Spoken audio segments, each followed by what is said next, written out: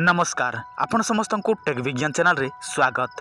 बंधुगण आज मु आपण मानकु एही वीडियो माध्यम रे एमिति किछि चमत्कारी मंत्र कहिबा पई जाउछि जे मंत्रटी आपण माने निजर सोइबा खट उपरे प्रयोग कर दियंती ताहले नारी जेते दूर थिले मध्य आपण मानक पाखकु चली आसीबो किंबा पुरुष मध्य चली आसीबो। केवल मात्र आपण माने एही मंत्रटी को निजर सोइबा खट उपरे ही प्रयोग करिवे। एथिपे आपण मानकु अन्य किछि नियम नीति आवश्यक नाही।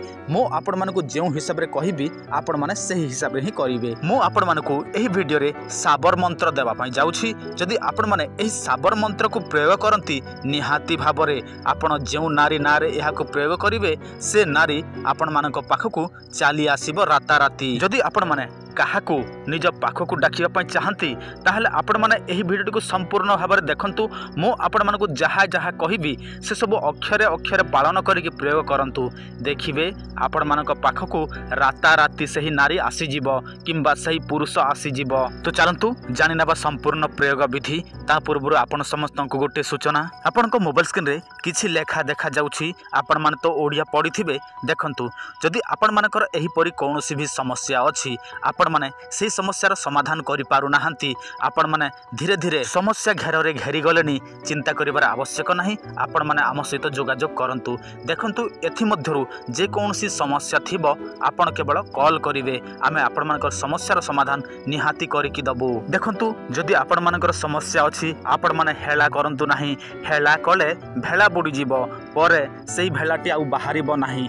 तेणु आपण माने यथा शीघ्र आम सहित जोगाजोग करंतु। नचेत आपण मानकर एही परि समस्या थिले आम यूट्यूब चैनल रे समस्त प्रकार उपाय अछि से सब को प्रयोग करंतु। आपण को मोबाइल स्क्रीन रे गोटे मंत्र देखा जाउछि। एहा हेउछि साबर मंत्र।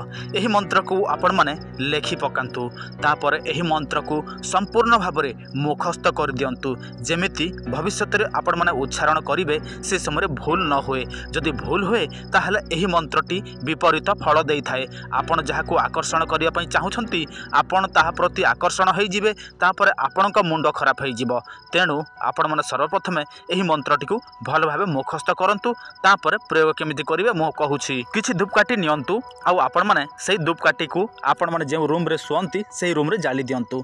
तापर आपणक सामना रे गोटे दीप लगांतु। तापर आपण माने किछि गोलाप फूल नाली गोलाप फूल संग्रह करंतु। आपण जे बेड रे सोंती सेही ऊपर पकई दियंतु। तापर आपण जहा को आकर्षण करिया पई चाहंती तांकरी घर जो दिगरे अछि आपण माने सही दिग को मुख करंतु एवं एही मंत्रटी को एक मन एक ध्यान रे आपण माने जप करंतु। एही मंत्रर कोनसी जप संख्या नाही।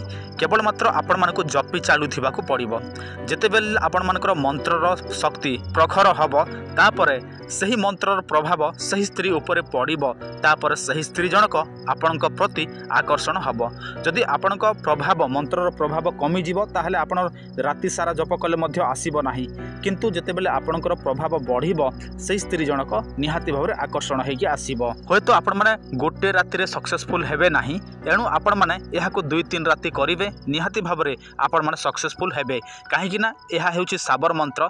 तेणु एक मन एक ध्यान एमिति हेबा असंभव। काहे कि ना मनीष आजिकल स्वभाव तो जानी आपण आखि बंद करदे कौन सी एक भावना आसीଯିव। तेणु हूँ तो गोटे राति 2 राति 3 राति लगी पारे। तेणु आपण माने करि चालुथिबे।